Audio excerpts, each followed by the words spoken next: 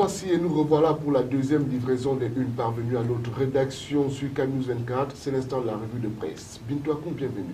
Bienvenue Donald Anizoa, mesdames, messieurs, bienvenue à cette deuxième édition du mardi 9 juillet 2013. Et puisqu'on est mardi 9 juillet, c'est Cameroun Tribune qui ouvre donc le parcours de ces unes parvenues à notre rédaction aujourd'hui, avec un grand titre, la leçon du Premier ministre. Philémon Yang a donc ouvert hier le séminaire sur l'éducation civique. Et puis, toujours dans Cameroun Tribune, vous aurez l'heure du jeune en petite une. À présent, sur le quotidien, le messager sur la table de presse. Aujourd'hui, avec à la une investiture au social-démocratique front, le contentieux des primaires se déporte au NEC et l'arbitrage du chairman Ni John Fundi attendu. Et c'est à la page 3 du quotidien Le Messager. On reste toujours dans le messager et toujours avec la même rengaine des municipales et législatives. Candidature, le cas Maurice Kamto. Partira, partira pas. Surveillé par ses adversaires politiques, le président du MRC entretient le suspense sur son engagement dans le double scrutin prochain. C'est à lire en page 2 et puis les dessous d'une bataille annoncée. Les dessous d'une bataille qui s'annonce. C'est toujours dans le messager. Tout à fait, et puis toujours du quotidien Le Messager, cette fois-ci c'est les affaires avec Patrick Mboma qui est convoqué à la police judiciaire. L'ex-international camerounais est accusé de faux par un partenaire d'affaires. Les détails c'est à la page 4. De la littérature dans ce journal Le Messager, livraison de ce jour, et Tunga Mangele fait l'apologie de la dissidence, entretien avec un auteur engagé. C'est en page 8 du journal Le Messager. Et nous sortons du quotidien Le Messager avec Irim Karim Sonsé. Jouer chez les Lions n'est pas un palmarès, c'est une déclaration du fils de Rigobert Sambahana qui se confie au Messager. Et les précisions, c'est à la page 12 du Messager. Le journal Mutation, qu'est-ce qui intéresse Mutation ce matin? C'est bien sûr l'opération Épervier. La liste des 64 personnalités visées par Amadou Ali. Les comptes bancaires de Niadi Djifendi, Grégoire Ouna, Foumana Akam, Mebengor, Kavaye Yege Djibril, Ibrahim Talbamala, etc. ont été auscultés par Francis Do Collins. Dans la lettre d'émission remise à l'enquêteur, le vice-premier ministre exigeait que les informations lui soient livrées exclusivement. C'est en page 5 du journal Mutation. Et nous restons avec le quotidien Le Messager avec à la une cette fois-ci législative et municipale. Jean Kouété, c'est le secrétaire général du comité central du Rassemblement du peuple camerounais qui redoute Élection Cameroun et les CAM. Une réunion s'est tenue hier à Yaoundé pour éviter les bavures dans la constitution des listes. C'est à lire à la page 3 de Mutation.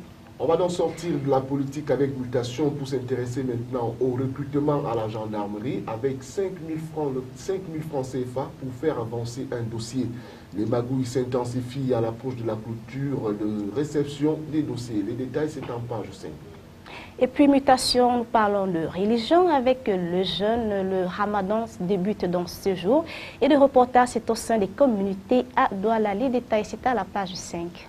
Examens officiels donc, le baccalauréat délibéré à 8,50.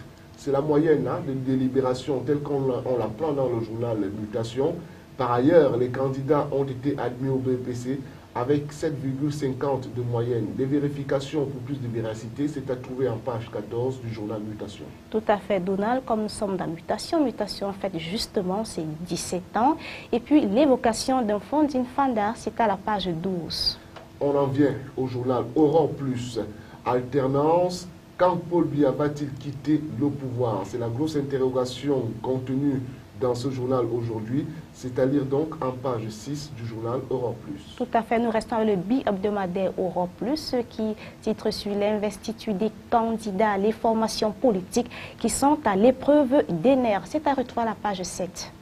On s'intéresse au voyage aérien, c'est-à-dire que Camerco fera donc face aux lacunes, puisque la direction commerciale pallie aux lacunes de Camerco. C'est une offensive de haute saison, c'est-à-dire en page 5. De la Camerco à l'aménagement, Douala l'espoir d'une ville modèle, c'est-à-dire à la page 4. Et puisque nous sommes à Douala, on s'intéresse au deuxième pont sur le Vouri. Les chefs Sawa interpellent le gouvernement. Les détails sont contenus en page 10 du journal Aurore Plus. Tout autre titre à la une d'Europe Plus, c'est délégation régionale du commerce de l'Adamawa avec des fortes odeurs de détournement de fonds. Et maintenant, un nouveau venu sur la scène, ou alors une parution. On ne lit pas un livre, mais on se lit à travers un livre. C'est bien sûr la citation qui nous accueille dans le journal Le Paysan Élite, parution de ce jour. Paysan Élite parle aussi de la compétitivité avec le bras séculier de l'émergence économique du Cameroun en 2035. Agropole, le projet PACOM, dématérialisation, les grands axes stratégiques, la croissance économique du Cameroun. C'est à retrouver dans le journal Paysan Élite. C'est un journal dirigé par René-Claude Kana. Il parle donc de l'Agence de l'électrification rurale. Le Cameroun électrifie le monde rural. C'est en page 12, zoom sur un processus titanesque de développement social. Paysan, il te parlait aussi du MIRESI, le ministre de la Recherche scientifique et de l'Innovation, avec la visite calamiteuse de son chef de département, Madeleine Trinté, dans le littoral. C'est à lire à la page 10. On reste toujours dans le journal Paysan Élite, développement, femme pour une falling, 2 poids, 2 mesures diamétralement opposées. Pour en savoir plus, déportez-vous à la page 6 du journal Paysan Élite. À présent, c'est la Sanaga maritime avec où les populations fêtent les sénateurs. C'est à la page 11. Et bien sûr, Paysan Élite nous présente une paysanne élite, Flora Belle Penda, la passion de l'environnement. C'est dans ce journal que vous allez trouver ce portrait. Tout à fait, Donald, et voilà qui nous conduit à la page internationale de cette édition, avec aujourd'hui en France où Nicolas Sarkozy, l'ex-président français, revient. Bien qu'il s'en défende, l'ancien chef de l'État a fait son retour hier devant les ténors du bureau politique extraordinaire de l'UMP. On va donc dans le journal La Tribune de ce matin, logements sociaux. Le gouvernement accélère. Le gouvernement, l'État et les organismes HLM ont signé lundi un pacte pour la construction de 120 000 logements sociaux par an entre 2013 et 2015. En échange de conditions fiscales favorables, les organismes devront mutualiser leurs fonds propres pour aider ceux qui ont besoin de construire davantage. Toujours de la tribune avec cette interrogation actualité, de nouvelles hausses d'impôts en 2014. Et puis, le ministre de l'économie estime que le gouvernement pourrait être contraint d'augmenter les impôts en 2014 si la croissance n'est pas de retour. La tribune épargne, livret A, encore une baisse du taux. 1%, c'est le plus bas historique que pourrait atteindre le taux du livret A le 1er août. Une mesure politiquement risquée, c'est dans la tribune. La tribune parle aussi d'automobile avec le PSA. Heureusement qu'il y a la Chine, grâce à la Chine donc, et à l'Amérique latine, les ventes du PSA au premier semestre reculent seulement de 1,1%. Et nous voici dans le Figaro, Égypte au bord de la guerre civile. Qu'est-ce qui se passe donc en Égypte? Les frères musulmans appellent au soulèvement après la destitution par l'armée du président islamiste Mohamed Morsi.